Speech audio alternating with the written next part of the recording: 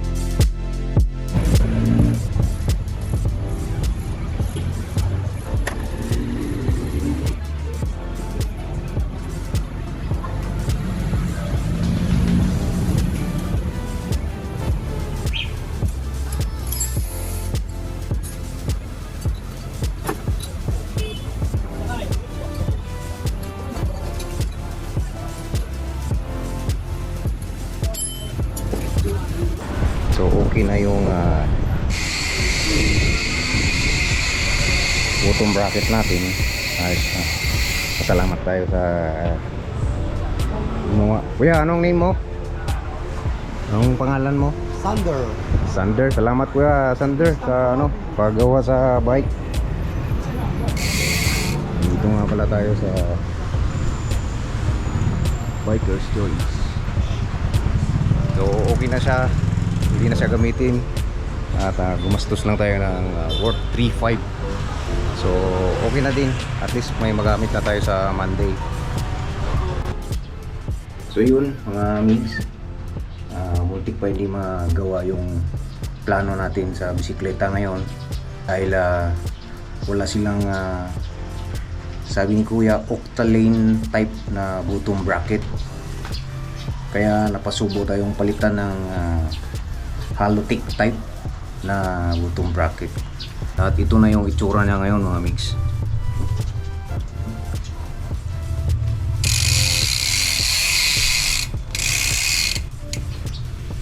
From 38 ay ginawa na siyang 34 ngayon. So SRAM ang aking group set na 11 speed at Cole brand naman ang aking bottom bracket. So sana tumagal, pero yung luma ko na pinanggalingan dito ay tinabi ko pa din, dinala ko dahil maganda pa siya. Hindi naman pala doon sa bottom bracket ang problema, kundi dito rin sa part na to. So ito gagawin din bukas, siguro papalitan dahil siguro maliliit na yung mga bulitas niya, kaya bukas babalik pa ako kasi gawal na sa oras. Pero yung okay na din na naayos dito dahil medyo napansin ko may kalug na rin siya pag ginanon mo siya, naalog-alog na siya. At sabi ni Kuya, dahil 4 years na ko nang nagamit to, ito maring doon din pupunta yung iingay, tapos masisira. So inunahan na lang natin para hindi rin lugi sa oras ng ating lakad. So yun lang mga mix.